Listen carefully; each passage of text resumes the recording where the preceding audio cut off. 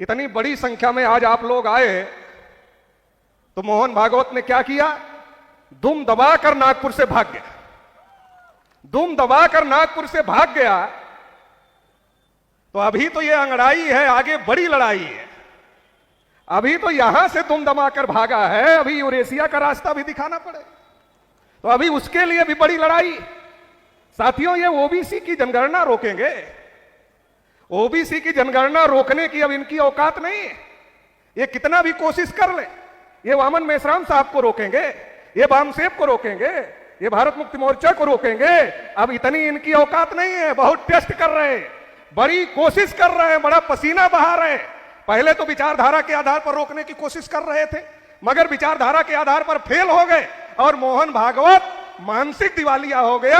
कभी कहता है मुसलमान यहीं के हैं, अरब ईरान से नहीं आए हैं, कभी कहता है बीजेपी से हमारा कोई मतलब लेना देना नहीं है, कभी कुछ कहता है, कभी कुछ कहता है। तो मानसिक दिवालियापन का शिकार मोहन भागवत हो गया है। वैचारिक रूप से मोहन भागवत आरएसएस को बामसेब ने, मेश्राम साहब ने परास्त करने का काम किया।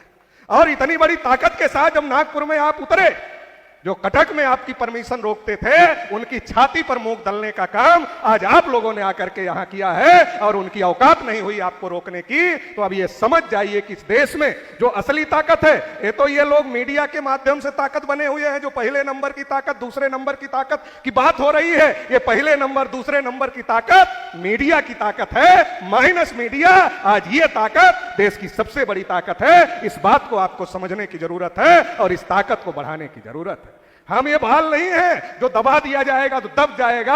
अरे जितना दबाओगे उतना तेजी से उछाल मारेगा, और उछाल मारेगा तो तुम्हारे मुंह में लगेगा, तो मुंह तुम्हारा ही टूटेगा। इसलिए दबाने की कोशिश मत करो, तुम दबा नहीं सकते इसको। तो साथियों, ये लोग ओबीसी को क्यों नहीं गिनना चाहते? क्योंकि ओबीसी को ये हिंदू के नाम पर गिनते हैं और ओबीसी को हिंदू के नाम पर गुलाम बनाकर रखना चाहते हैं। ब्राह्मणों को पता है कि ओबीसी गिना गया, नहीं गिन रहे हैं, फिर भी ओबीसी जागृत हो रहा है। ये ओबीसी के गांव मोहल्ले में जा रहे हैं, कह रहे हैं तुम भी हिंदू, हम भी हिंदू, गर्व से कहो हम हिंदू हैं। तो ओबीसी कह रहा है अरे ठीक है हिंदू, तुम पहले ये बताओ जानवरों की हो रही है, हमारी गिनती नहीं हो रही है, कब होगी? तुमने तो सरकार बनाया है, ये कब होगी? तो इनके पास कोई जवाब नहीं है। अब तुम भी हिंदू, हम भी हिंदू नारा नहीं चल रहा है, क्योंकि ओबीसी को भी पता चल गया कि ब्राह्मण अपने को हिंदू नहीं मानता है। ब्राह्मण तो अपने को ब्राह्मण कहता है, ब्राह्मण अपने को हिंदू मानने के लिए तैयार नहीं है। केवल जब हम लोगों को हिंदू बनाना होता है तब ये कहता है तुम भी हिंदू, हम भी हिंदू। 3 समय ओबीसी हिंदू होता है, चंदा देने के लिए, वोट देने के लिए, मुसलमान से लड़ने के लिए। केवल 3 समय हमको हिंदू बनाया जाता है। और बाकी क्या होता है? बाकी वो कितने जाहिल टाइप के लोग हैं, अभी भी उनके मन से फितूर नहीं जा रहा। कितना बढ़िया संविधान बाबा साहब अंबेडकर ने दे दिया, समता, स्वतंत्रता, बंधुता ना है, देश के सभी नागरिक बराबर हैं, किसी के साथ कोई भेदभाव नहीं है। लेकिन ये कैसे जाहिल टाइप के लोग हैं, इनके दिमाग से फितूर ही नहीं निकल रहा है कि हम मुंह से पैदा हुए इसलिए हम ही बड़े हैं, इसलिए हम ही श्रेष्ठ हैं और हमको सबको गुलाम बनाकर रखना चाहिए। जो जाहिलता वाली व्यवस्था इनके पुरखे पूर्वजों ने बनाकर रखी थी, वो जाहिलता वाली व्यवस्था इनके दिमाग से नहीं निकल रही है। और इसी वजह से ये लोग ये सारा काम कर रहे हैं, संविधान के विरोध में काम कर रहे हैं, लोकतंत्र के विरोध में काम कर रहे हैं, ओबीसी एससी एसटी के हक अधिकारों के विरोध में काम कर रहे हैं। लेकिन अब ये रोक नहीं सकते, ये सफल नहीं हो सकते। अब इस देश में मूल्यवासी बहुजनों को कोई ताकत आगे बढ़ने से नहीं रोक सकती। आने वाले समय में इस देश में हम लोग न केवल राजपाट कायम करेंगे, बल्कि इस देश में जिसकी जितनी संख्या भारी उसकी उतनी हिस्सेदारी, ये इंसाफ भी कायम करने का काम हम ही लोग वामन मेश्राम साहब के नेतृत्व में करने का काम करेंगे।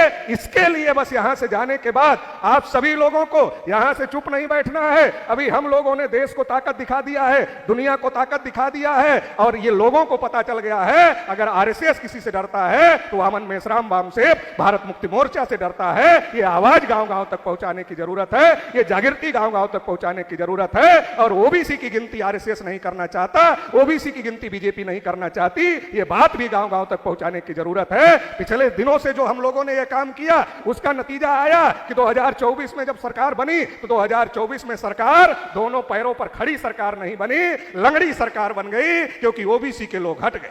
अभी ये जो लंगड़ी सरकार है इसको गिरा देना है, ये गिर जाएगी। अभी ये जा करके यहां से गांव-गांव में बहुत बड़े पैमाने पर जागृति फैलाना है। और ये ओबीसी का मुद्दा कैसे रोके? ये कैसे रोकेंगे? यहां से जाने के बाद ये आंदोलन इतना बड़ा करना है, इतना बड़ा करना है, और आने वाले 23 अप्रैल को जाति आधारित जनगणना के लिए, यूजीसी कानून लागू करने के लिए भारत बंद का ऐलान भी वामन मेश्राम साहब के द्वारा किया गया है। उसको बहुत बड़े पैमाने पर आप लोग कामयाब करेंगे, इस आशा और उम्मीद के साथ आप लोगों ने मुझे सुना, इसके लिए आभार, धन्यवाद।